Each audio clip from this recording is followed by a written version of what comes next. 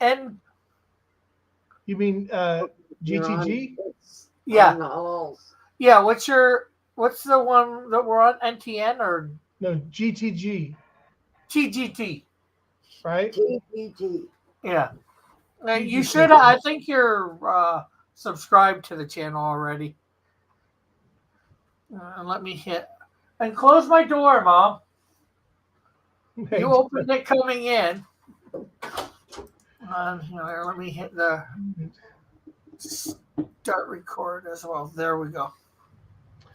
Okay. Well, hello everybody. That was our introduction to you for life. You know, chit-chatting a little bit there, and so this week we're going to finish up the Megillah Ester. We've done about 3 chapters a week, I guess, and we're going to finish the last 3 chapters or 4 chapters. Was it 4 chapters? Well, we did 4 last week, I think. So we should be in chapter 8, shouldn't we? Yeah, I think we finished 7. I think we're in 8 this week because we did 3, 4, 5. Okay, there 6. we go. And so we're 7, 8, 9 because the first. Oh, we are 7. Yeah, as far as I know, because I think you accidentally last week went over 3 when we had done it the week before. Yes,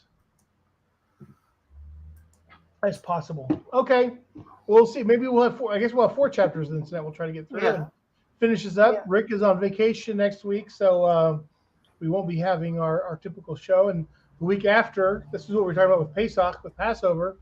I may not be available depending on how things fall out.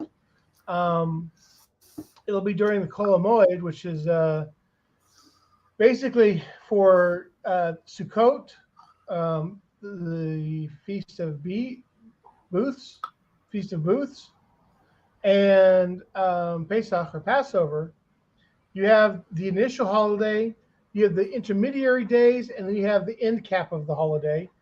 Those are both called Yom Tovs, or good days, where you actually they're Shabbat-like. So you can't, a lot of things you can't do on Shabbat, you can't do on a Yom Tov. So we'll be in the Chol HaMoed during that time, but Pesach is very busy.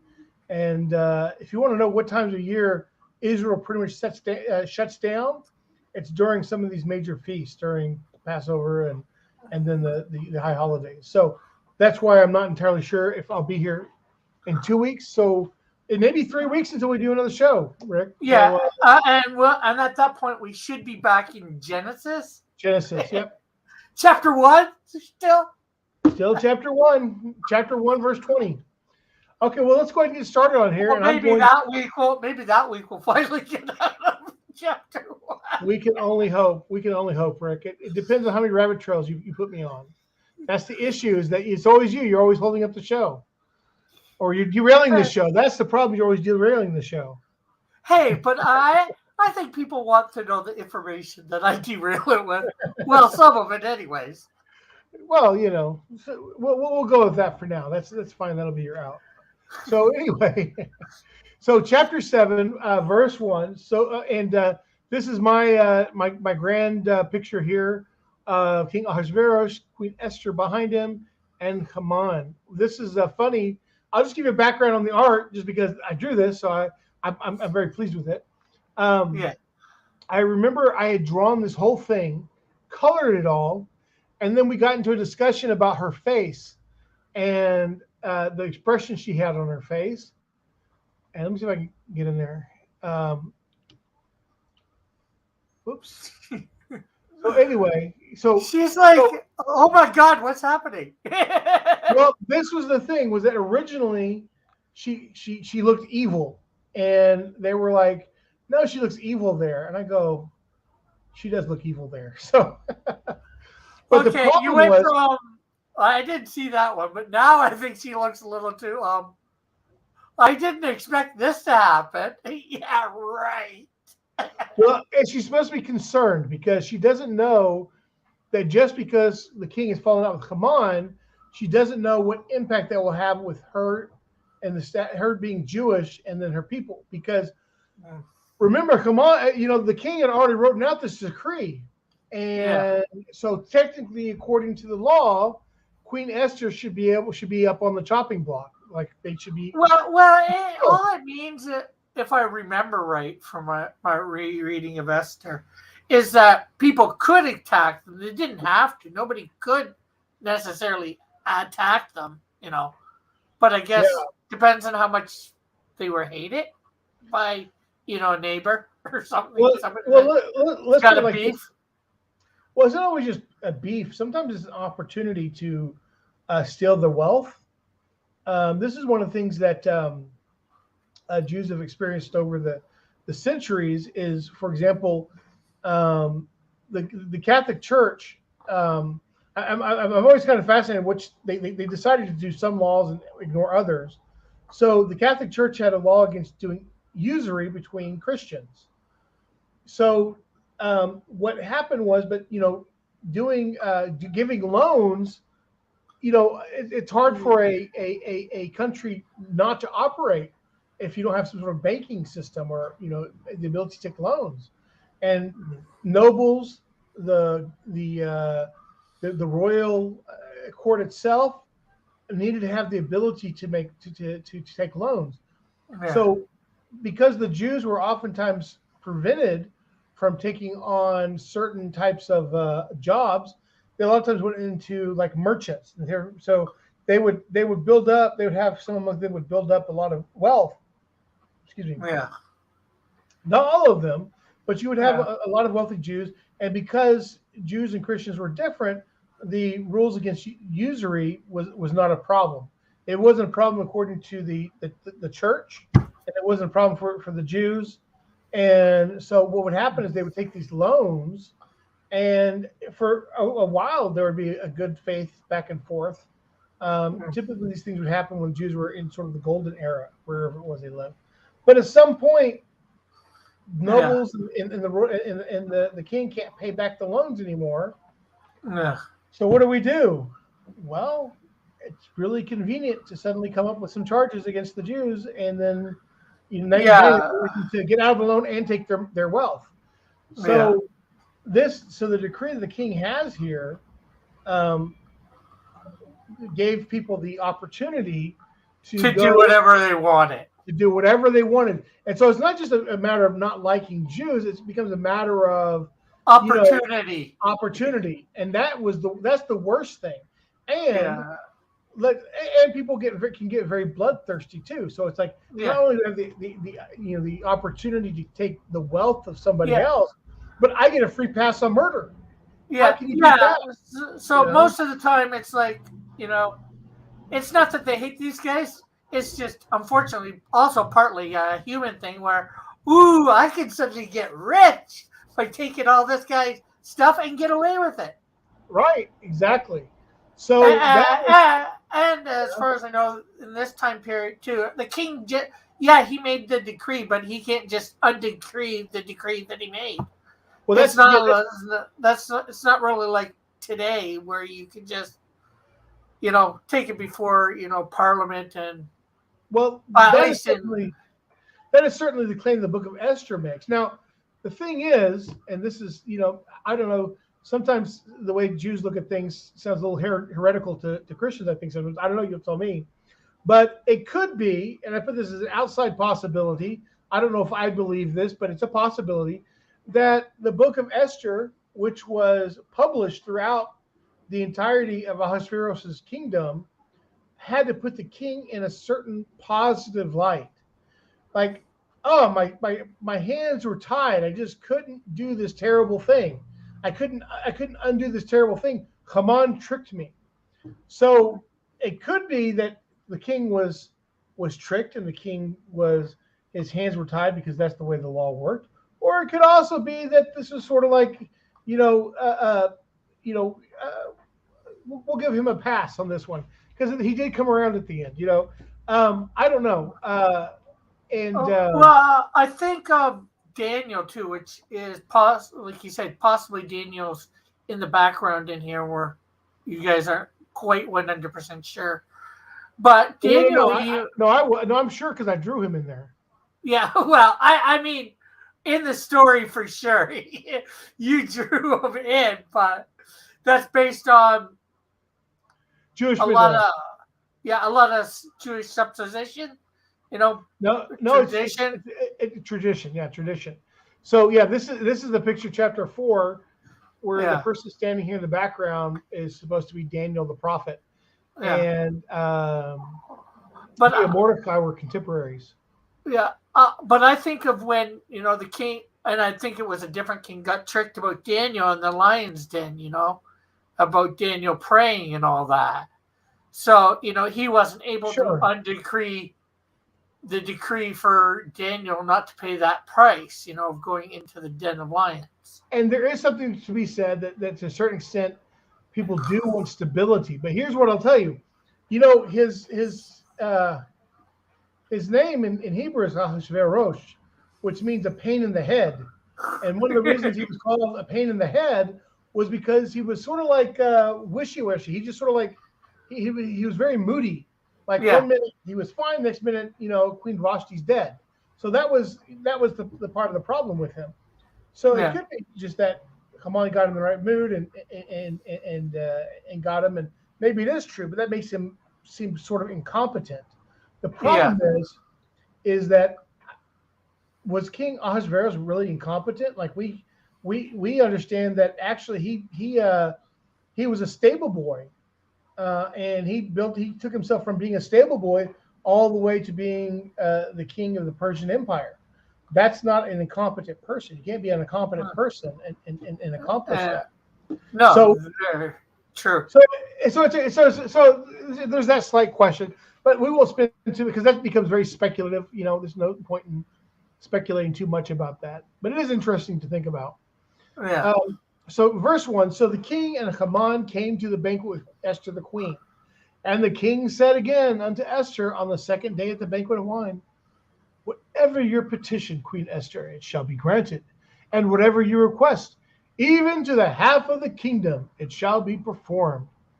Then Queen Esther. Which basically means something I learned, basically the full kingdom, because she's entitled to half the kingdom or something. I heard something about, I know this is, I think it was with John the Baptist, so it's a different time, different era and all that, so it might be different. I think it was with John the Baptist when the one girl danced before Herod, not Herod. One guy, Herod, whoever was over Israel at that time. Well, Herod was the king. I think it was Herod, and then like the daughter of his wife danced before, and he basically, said you can have up to half the kingdom, and then she instead of taking that, she just takes John the Baptist's head on a platter. Right. Well, he could have been insincere. Like he could have been insincere. Yeah. But with Queen Esther here, I think I don't know that Queen Esther necessarily had any rights to anything. Yeah. So I think this could have been a scenario where he was actually saying, "I'll give you up to half the kingdom," but we'll have to see. So, and she said, and Queen Esther answered and said, "If I have found favor in your eyes, O king, and if it pleases the king, let my life be given me at my petition, and my people at my request. For we are sold, I and my people, to be destroyed, to be slain, and to perish." What does she mean we were sold? Because Haman told the king in the earlier chapter, "I'll give you this much money if you let me, if you put out this decree." And the king said, "Sure, there you go." So they were actually sold to be destroyed. But if we had been sold for bondmen and bondwomen, I would hold my peace, right? So she's saying, if it were just a simple matter that we've been sold into slavery, what can we say, right? Because in part, there's the recognition in Jewish history is that that Hashem has put us in exile for a couple of different reasons. One is to make up for sins that we've committed, specifically the sin of not allowing the land to allow fallow during the Shemitah year, and which we're in Shemitah this year, which is not allowing the land to rest. Right. That was why we were kicked out in the first period kingdom, or in the first temple period. The second temple period, the reason that we were exiled was because of baseless hatred. Where one brother turned against the other. Following other gods too, a lot of times. Well, it's funny. Well, that did happen to some extent, but that's not why Hashem, really punished us, because we even see this back with the Tower of Babel, where it versus the pre-flood, the people before the flood. So in that story, thank you, Rick, for yet another rabbit trail. You're welcome. You're welcome. So if you remember in the story prior to the flood, it says the land was filled with violence, right? Yeah. And so at that point, that's when the flood comes on. When you get to the Tower of Babel, they wanted to go and make war against God. It was just some crazy stuff. And in fact, we have rabbis who say that the people in that era were even greater sinners than the people in the era of the flood, or before the flood. Yeah, but God had promised not to destroy the world again via flood. Well, but with the flood, he could destroy the world with fire, though. Yeah. Right. So, but the thing is that at the very least they deserve to be punished. But God put it off. And why did God put it off if they were such great sinners? Because the one thing that happened in that era was that people got along with each other. They worked together. Yeah. They didn't murder each other, right? So he just threw in some confusion with different languages. That's right. The punishment was much more mild because ultimately God wants us to get together, get along. And my dad explained this to me when I was young, and he said that the way I understand this is like a father with his children. Like ultimately, as a father, it's more important to me that my children love each other, get along with each other, than my children love me. And I think that this is a good analogy for God's attitude for people in general. Like, why did God send a prophet Jonah to Nineveh? Right? Because he cares about people, whether you're Jewish or not Jewish. God cares about you. And so one of the reasons that we were exiled in the second temple period was because of baseless hatred and for one another. And it was just like it was very problematic. And there are stories about that. I won't go into detail.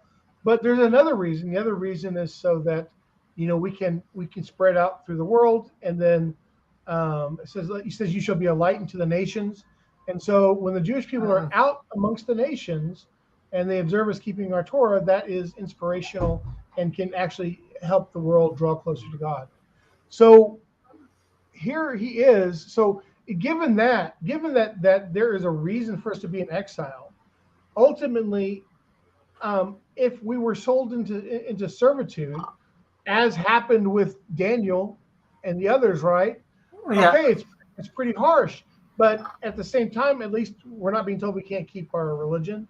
So there was that little altercation. Yeah, or we're not being told we're about to be killed. Right, exactly. Just for being Jewish. Right. So, and I think a lot of people would react the same way. Is I think that they would like, well, there's an opportunity for life. There's hope. So, but Queen Esther is saying, but no, he wants to kill us. And then he says, I hold my peace, for the adversary has no thought to the king's loss. He has no thought to the king's loss. What is he talking about? What loss is the king talking? Is she talking about for the king? What would the king lose out on? People that make money. People that make money for the king. Because servants. Well, for lack the people, they're servants, right? They make money, taxes given to the king. Blah blah blah. It makes money for him. Sure. And if they're dead, they can't make money for him. And also, the Jews were used like the Greeks for the Romans. Were a scholarly class of people. I think it was Plato who referred to the Jews as a nation of philosophers, and they had so the Jewish people always had a very high regard for education, which made them useful to kings. And so a lot of times you had illiterate kings who would make use of the Jews who actually did a lot of commerce, knew different languages, and had a network.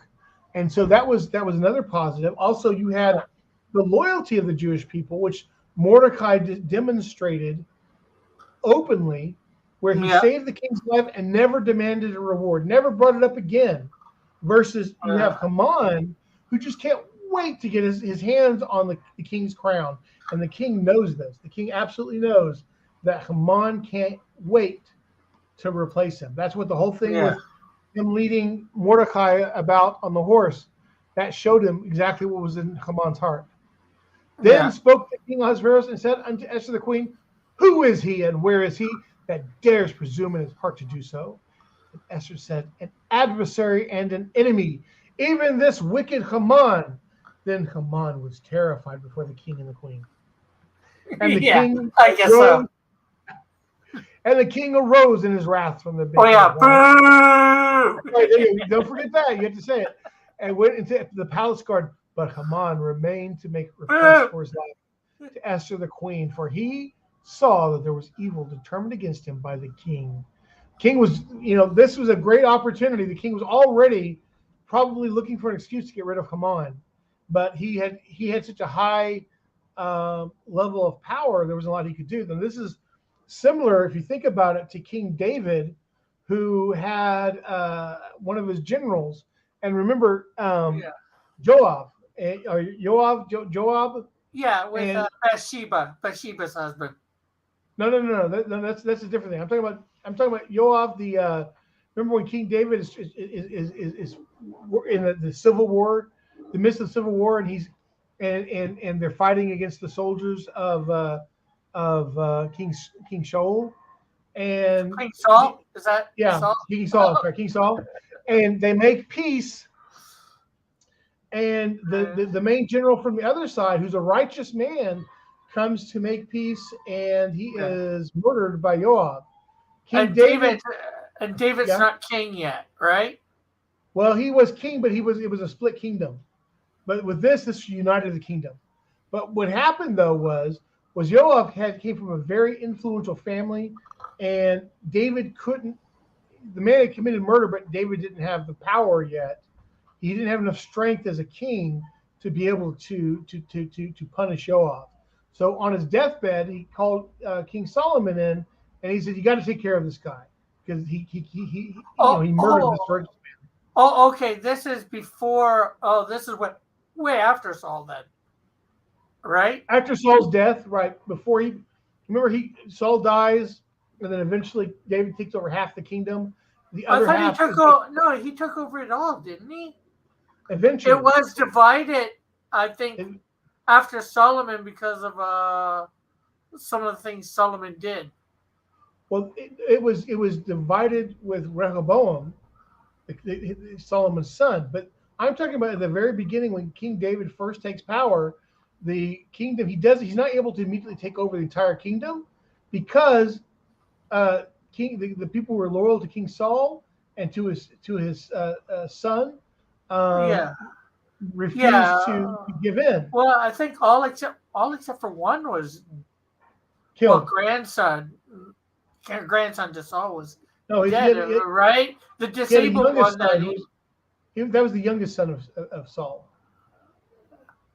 I thought it was maybe like Jonathan's son. He was Jonathan's son. That's right. He was Jonathan's son. So I'm just saying that there are situations where the king is not at freedom to deal with the nobles in any way that he wants to with the aristocracy.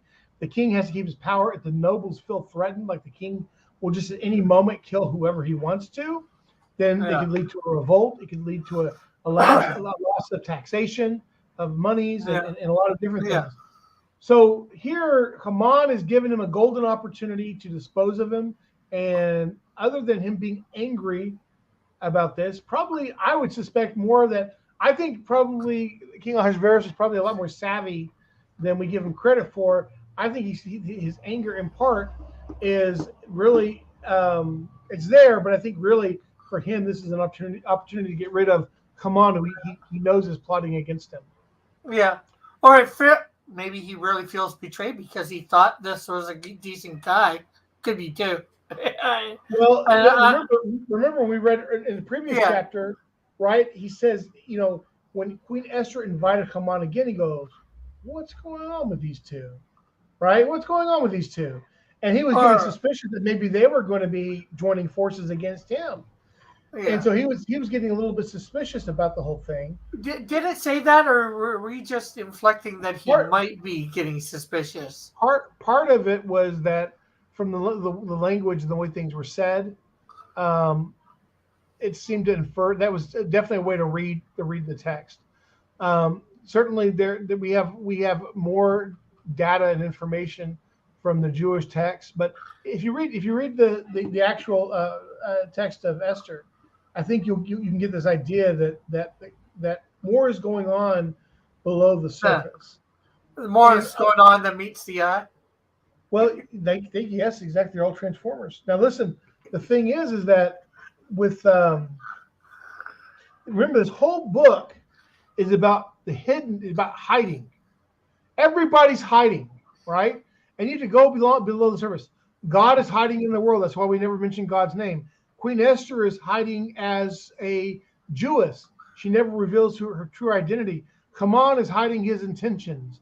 The king is probably hiding his own real ability from other people because that's one way to keep stuff alive. Make people think you're incompetent. There are a lot of elements within this whole story Yeah. that talk about things are being hidden, and so I think that sometimes in the book of Esther, and I wouldn't do this with every book, I just see a theme here, and I think this theme of hiding, I think this is a good opportunity to delve into a little more and look at it in a little bit more detail and say, Yeah. oh, look at this. There's something suspicious going on with this. And Yeah. it's more so than you would imagine, you'd think originally. Now, Rick, we're already 27 minutes into this thing, and you have kept us from We're making progress barely. towards verse 8. Have we gotten through a chapter yet? No. We need to bring a third guy in here, and he's gonna be our timekeeper. He's gonna be like, move on. I had a friend of mine that we used to learn Torah together. A group of us would learn Torah together, and we'd get off on these rabbit trails, and he'd go, moving on. And that was his job. Was to say, moving on. Let's get back to what we're learning. But these rabbit trails are just so interesting. If it takes us another week, yeah. Hopefully we get through 2 chapters. You're killing me. So it says, for he saw that there was evil determined against him by the king. Then the king returned out of the palace garden into the place of the banquet of wine. And Haman was fallen upon the couch, whereon Esther was. And said the king, will you even force the queen before me in the house? As the word went out of the king's mouth, they covered Haman's face. Last straw, it looked like he was attacking her or trying to assault her in some way. Yeah. Then said the king was having none of it. He said, nope, I'm getting rid of you for sure. Then said Harbonah, one of the chamberlains that were before the king, behold, also the gallows 50 cubits high, which Haman has made for Mordecai, who spoke good for the king and stands in the house of Haman. The king said, hang him on it. Now this is the thing, is that look, now you got the servants, jumping in saying, hey, guess what? Even worse, the guy that saved your life, Haman wants to kill him.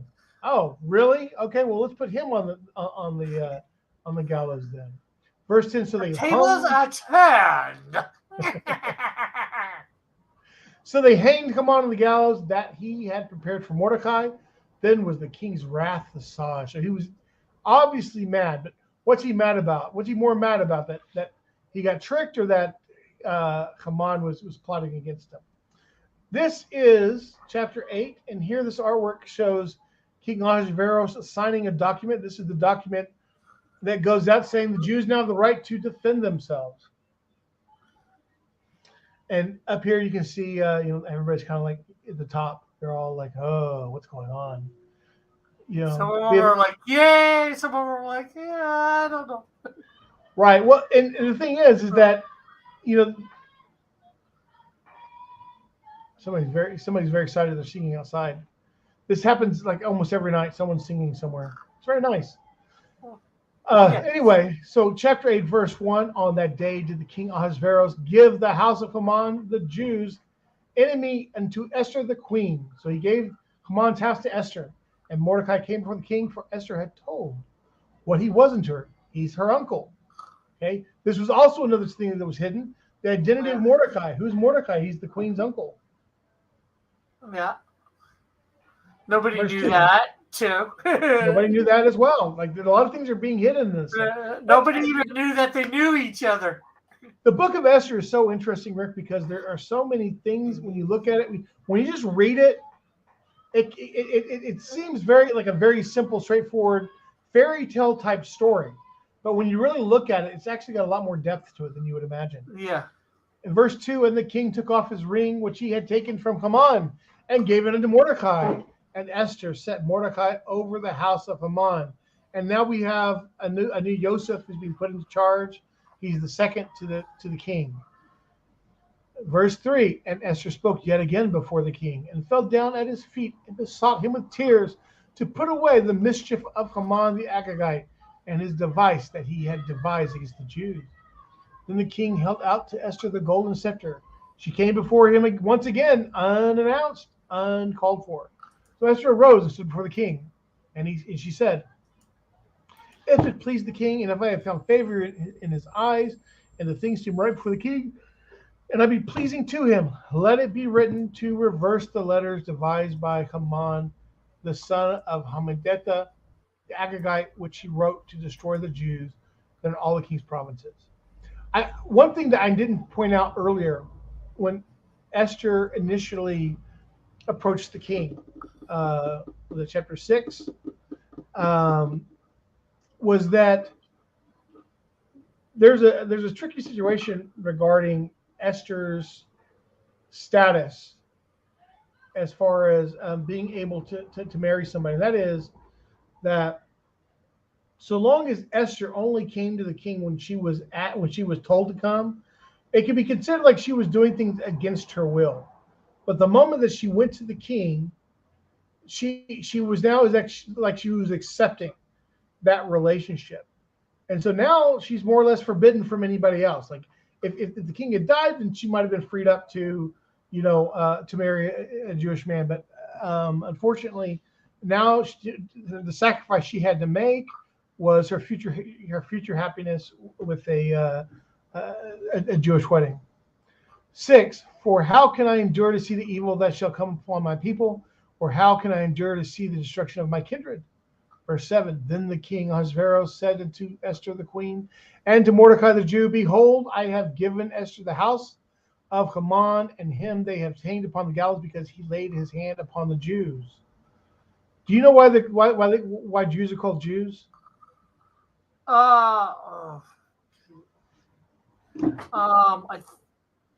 Wouldn't have been the same thing here. So wouldn't have been that. I was thinking more because of the house of Judah, but that would be wrong because it wouldn't have been Israel wouldn't have been split. I think at this point yet, or would have it? No, they are. No, they were split. They were the northern tribes were split and taken into captivity by the Assyrians before the southern tribes. The southern tribes contained the house of Judah and Benjamin. Benjamin. Judah, Benjamin, Levi, or some of the Levites, because I think the Levites would have been split between the two, right?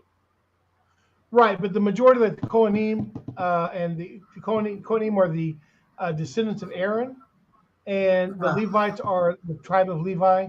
And we have when I go to davening in the morning, I ride into the synagogue with my friend. He's a Levi, and so it's interesting. So tomorrow we have reading from the Torah because it's Monday. So what they do is that on the weekday reading, you have 3 readings. You have 3 aliyahs basically, and that means 3 portions of a section of the Torah's read during the week at synagogue. The first section is reserved for the Kohen. So, Yesh Khan Kohen. Is there a Kohen here? If there is, then he gets to read the first section. And then the second section is for a Levi, someone from the tribe of Levi. And they say, is somebody from the tribe of Levi? And if they are, they go up and they get the second Aliyah. And the third Aliyah, the third person to be called up for the Torah would be your average everyday Jew like me. So if there's a Kohen there and I get called up to the Torah, I'm taking number 3. If there's no Kohen and there's no Levi, then I can sometimes get called up for number 1 or number 2. But yes, you're right. Actually, the reason that Jews are called Jews is because of the tribe of Judah, because that was the biggest portion of Jews were from the tribe of Judah. Because the tribes were in some ways lost in assimilation already, or they were just so spread out. And so I just want to that's very good. I was pretty sure, but like I said, I was thinking this might have been before the big split when it was just Israelis. But once, the other 10 tribes, I'm not sure what's happened to them. I know they're going to come back at some point. They are coming back. They are coming back today. Are they? That's what I was just about to ask. Have the other 10 tribes come back into Israel yet? We have been discovering Jews all over the world, like in India, where we have people from the tribe of Manasseh, and from other places, like in Africa. And some of these people are actually, and here's the thing you have to understand is that when I say that we're finding these Jews, I'm talking about halakhic Jews, people who still count as halakhic Jews, because we have had Jews spread out all over the world. Okay, one sec. What's that word that you're saying before Jew? Halakhic. Halakhic means according to the law. A Jew according to the law. Not someone who has a ethnicity or had a grandparent or somebody in the family tree was a Jew. It means somebody who, according to the Torah law, is considered a Jew. What makes somebody a Jew according to the Torah law? If you have a Yiddish mama, you're a Yid, right? If your mama was Jewish, then you're Jewish. And then if the second thing is if you're a convert, so converts are also Jewish. So those are that's interesting that it goes with the matriarchy, not the patriarchy. Well, for that, but to be part of the tribe, that depends on your father. Yeah.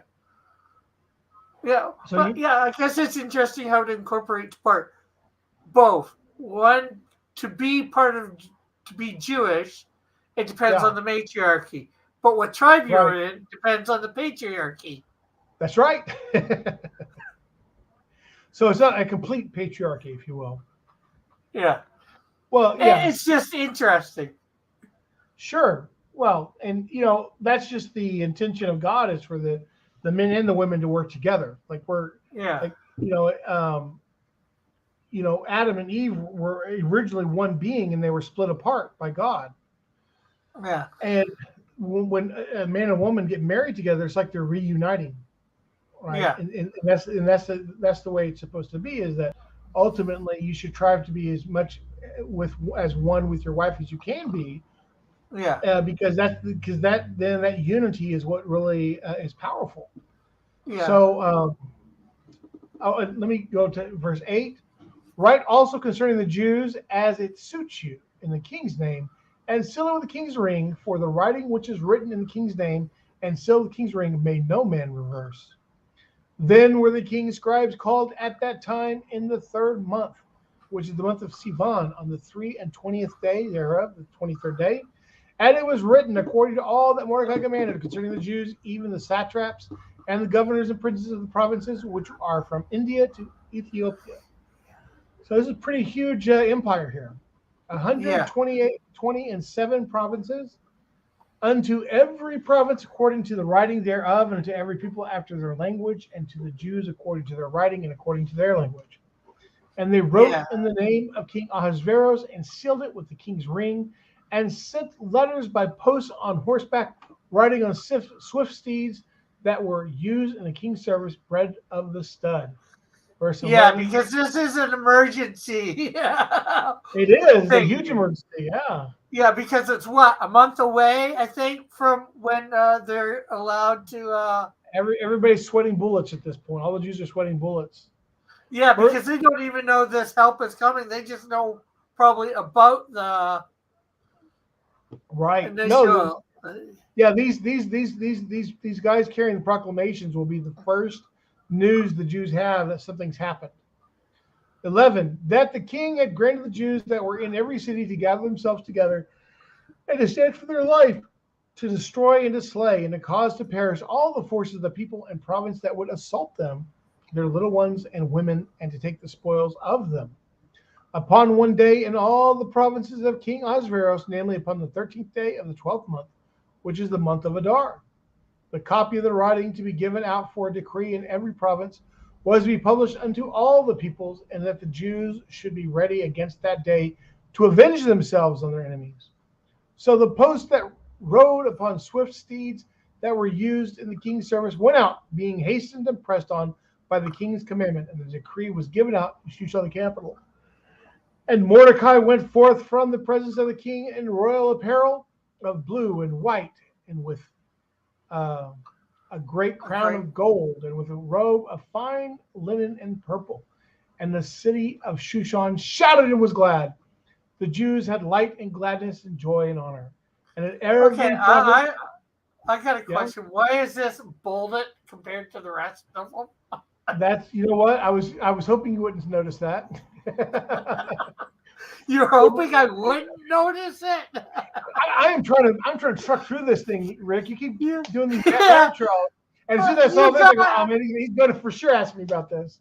Me not notice something? Come on.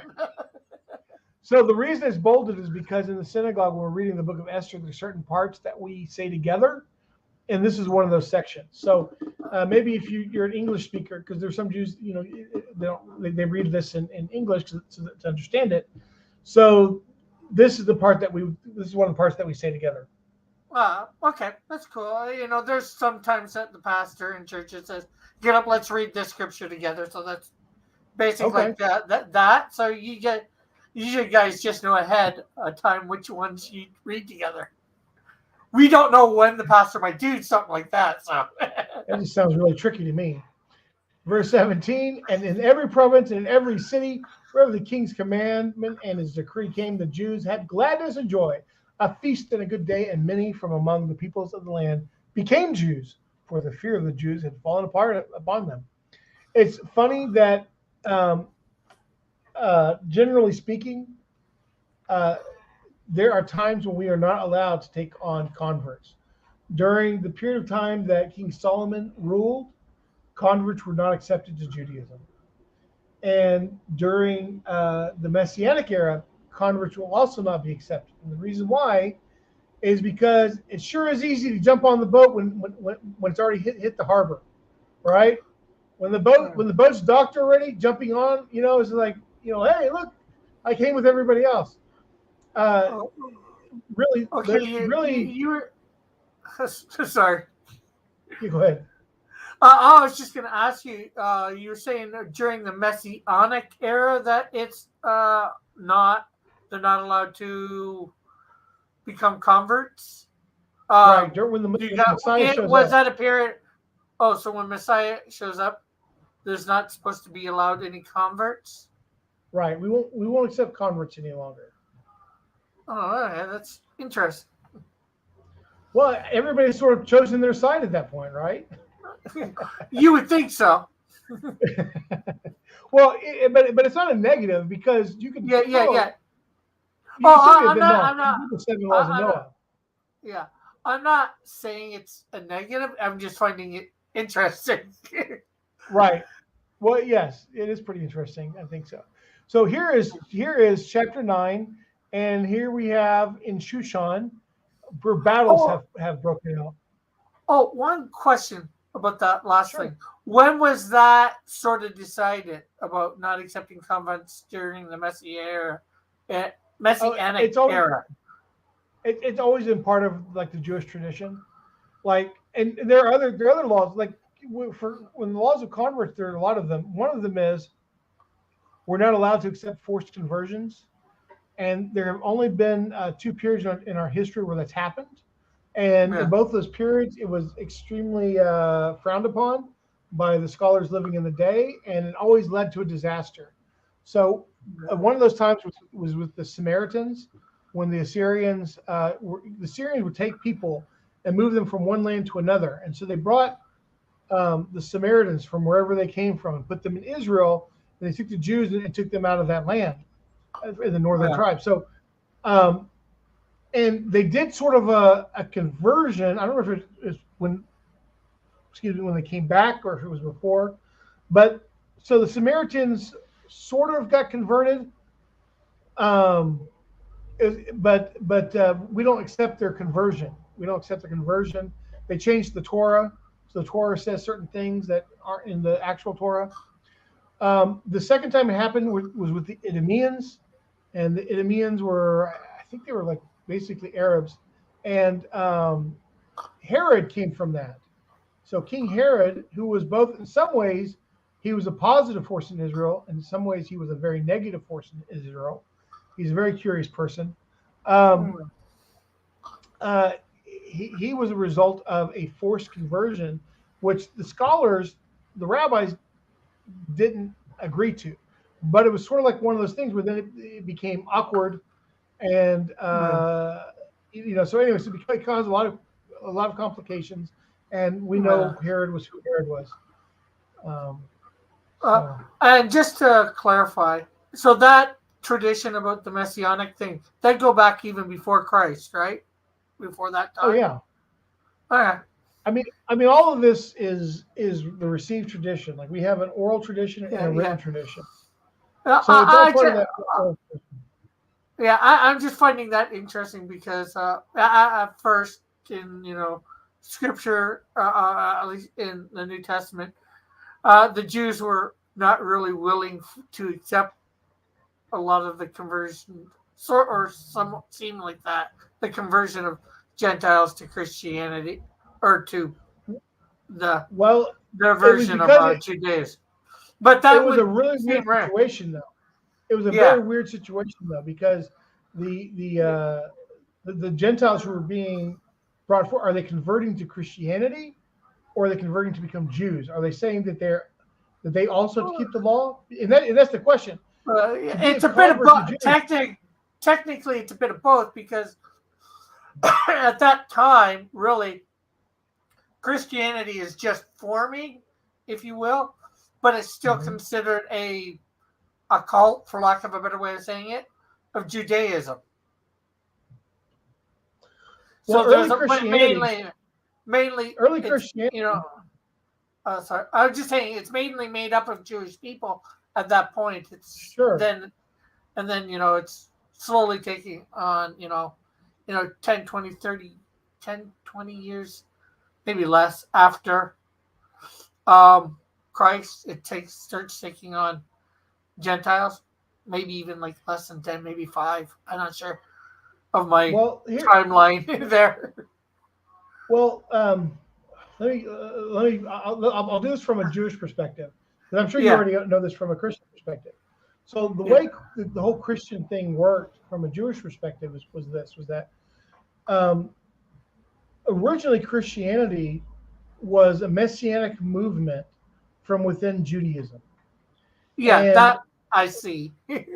Right, and there were a lot of messianic movements at that time. There were lots of them. I've heard that too. I'm just saying the cult thing of Judaism because of there was in New Testament, it's recorded like Rome saying there's just one of a different sect of you, so that's why I say cult of, so a different sect of at different points Judaism. Christians. Right. At different points, Christians consider themselves as Jews, and other points they do not consider themselves as Jews. And part of this has to do with the political situation of Jews versus Rome.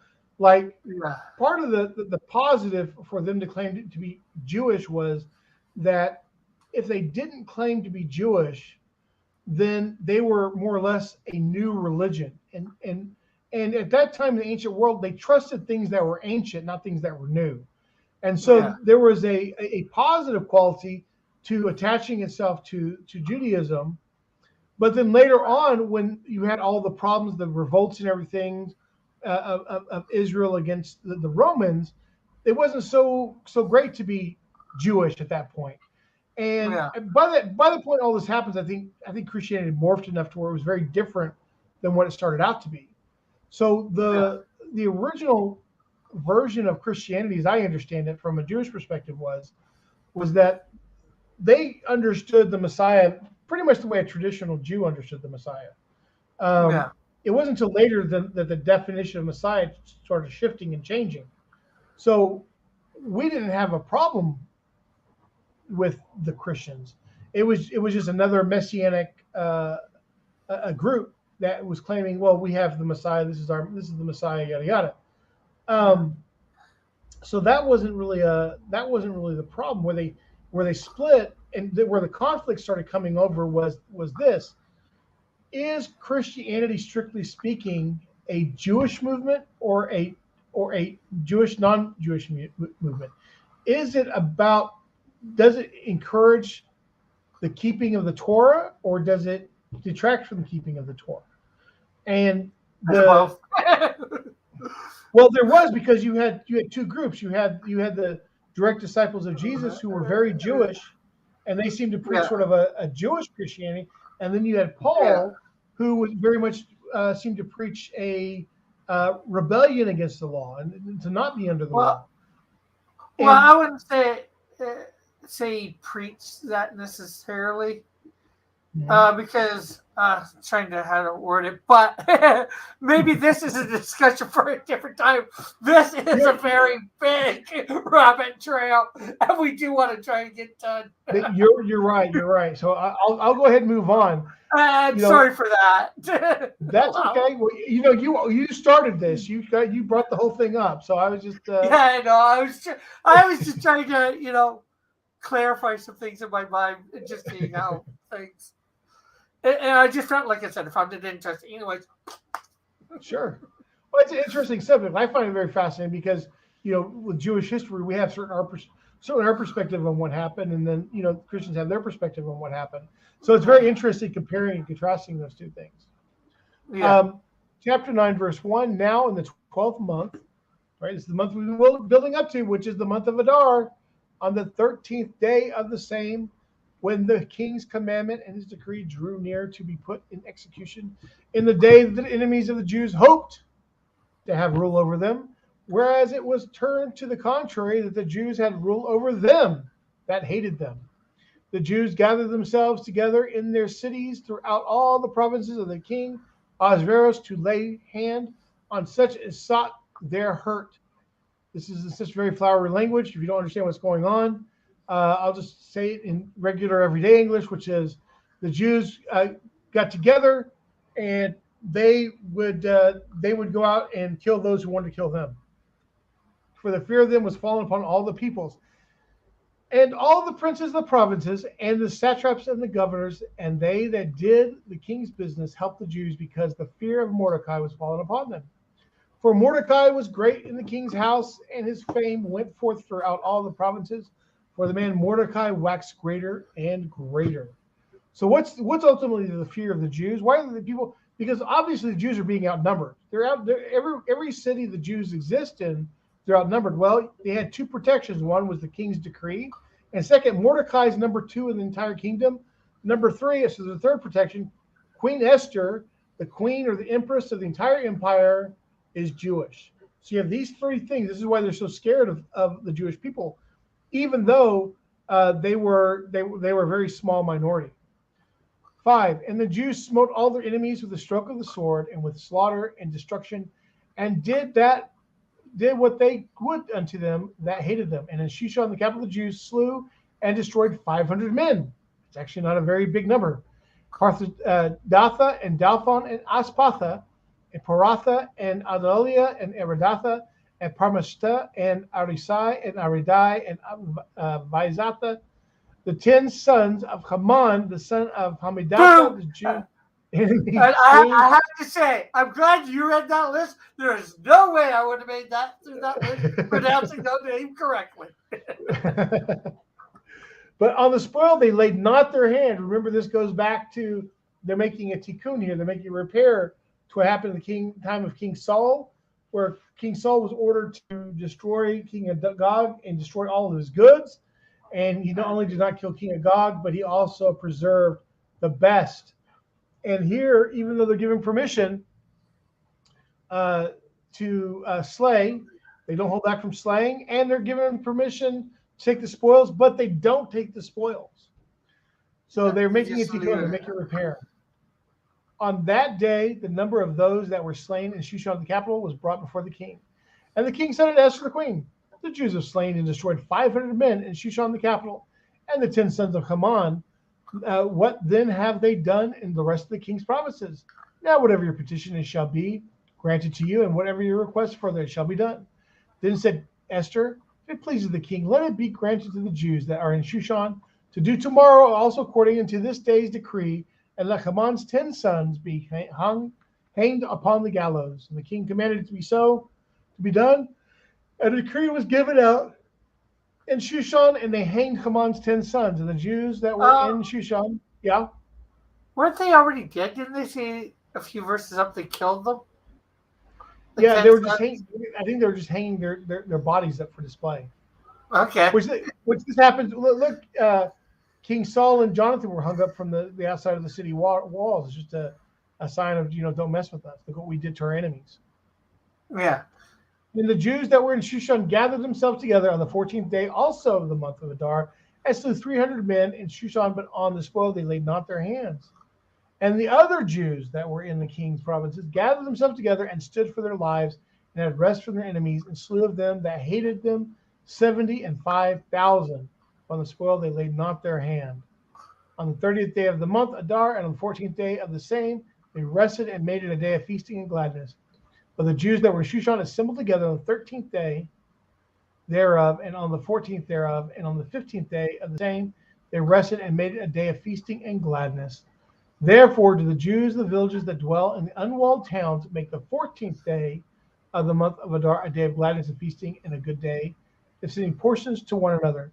And that's when you celebrate Purim right now. That's when well, yes, but if I lived in Jerusalem or one of the other walled cities of the time, then I would actually celebrate Purim for 2 days. We have 2 feasts of Purim. And so they're Jews in Israel. Some of them do it for 2 days, some do it for 1 day. So we live in Pardes Chana, so we only do it for 1 day. Cool.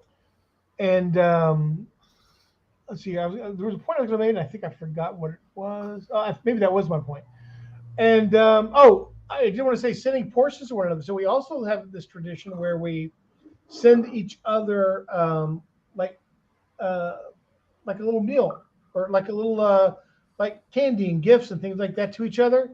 And so we'll just take like a little gift basket or something with like some treats in it, and we'll go deliver it to a family, and then we'll come home, and then somebody will have brought some for us. And the whole point behind it is to increase unity and love for one another. And it's a very nice tradition. We also give a portion to the poor, and so it has to be enough for like a meal. It has to be enough food for like a meal for the poor to have. Makes sense. Like a $5 McDonald's meal or something like that, right? Yeah. And Mordecai wrote these things and sent letters into all the Jews that were in all the provinces of the king Ahasuerus, both nigh and far, to enjoin them that they should keep the 14th day of the month Adar and the 15th day of the same yearly. The days wherein the Jews had rest from their enemies, and the month which was turned unto them from sorrow to gladness, and from mourning into a good day, that they should make them days of feasting and gladness, and of sending portions one to another and gifts to the poor. And the Jews took upon them to do as they had begun, and as Mordecai had written unto them. Because Haman, the son of Hammedatha, the Agagite, the enemy of all the Jews, had devised against the Jews to destroy them, and had cast her a lot, that is the lot up to discomfort them and to destroy them. But when she came before the king, he commanded by letters that his wicked device, which he had devised against the Jews, should return upon his own head, and that he and his sons should be hanged on the gallows. Wherefore they call these days Purim, after the name of Pur, Lot. Therefore, because of all the words of this letter, and of that which had been seen concerning this matter, and that which had come unto them, the Jews ordained and took upon them, and upon their seed, and upon all such as joined themselves unto them, so as it should not fail, that they would keep these 2 days according to the writing and according to the appointment time every year, and that these days should be remembered and kept throughout every generation, every family, every province, and every city, and that these days of Purim should not fail among the Jews, nor the memorial of them perish from their seed. Then Esther the queen, the daughter of Abihail, and Mordecai the Jew, wrote down all the acts of power to confirm the second letter of Purim. And he sent letters unto all the Jews. Yes? I just was thinking, that's interesting. I'm not sure whether it said up above that who she was the daughter of. So it's interesting that we do get her, I guess, dad's her last name, first name, whatever you mean. Well, remember, he's officially her uncle, but he adopted her as his daughter. That's what he said at the beginning of Esther. So he adopted her. Okay. So that would be the daughter.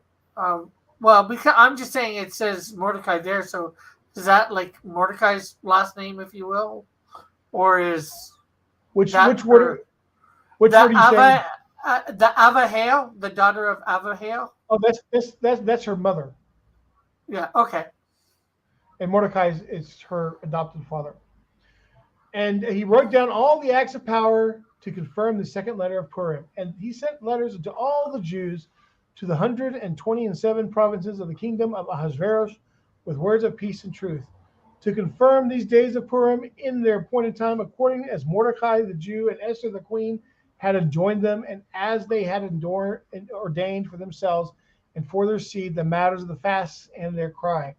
The commandment of Esther confirmed these matters of Purim, and it was written in the book. And here we have modern Israel today, where we have the original ancient Mordecai being lifted and hoisted through the city on Purim. And you notice everybody's got everybody in the background has these silly costumes on.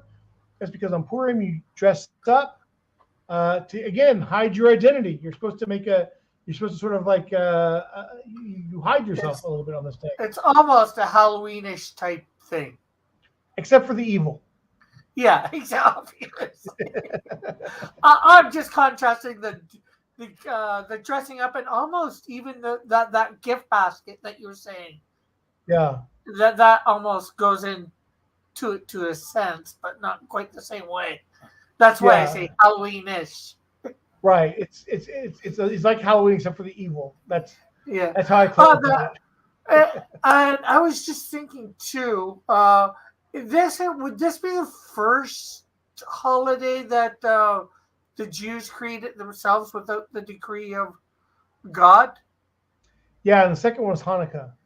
Yeah, I knew about Hanukkah. That's what I was thinking the first. I wasn't sure whether there was anything before this, and that's you only really have two holidays that you've created beyond the decrees, right? There are a number of fast days that we've taken on over time. We've got a fast day for the Shoah, for the Holocaust. Oh yeah, I can see that. We've taken on also the fast of Esther. There are little extra celebrations that are related to different biblical events, like Festa Gedaliah. But as far as major holidays, those are the only two major holidays that we've added of our own volition. And but these celebrate some very significant things. And yeah, obviously. Right. So anyway, so now we're chapter 10. 10:1. And the king Ahasuerus laid a tribute upon the land and upon the isles of the sea, and all the acts of his power and his might, and the full account of the greatness of Mordecai, how the king advanced him. Are they not written in the book of the Chronicles of the Kings of Media and Persia? So there's a document out there called the Chronicles of the Kings of Media and Persia, where the Esther account is given from the Persian perspective. For Mordecai, have you seen that, or is no? It doesn't exist anymore. Okay. If it does exist, it's locked away in a tomb somewhere, and archaeology will have to find it. The archaeologists We'll have to find it. For Mordecai the Jew was next unto King Ahasuerus, and great among the Jews, and accepted of the multitude of his brethren, seeking the good of his people, and speaking in peace to all his seed.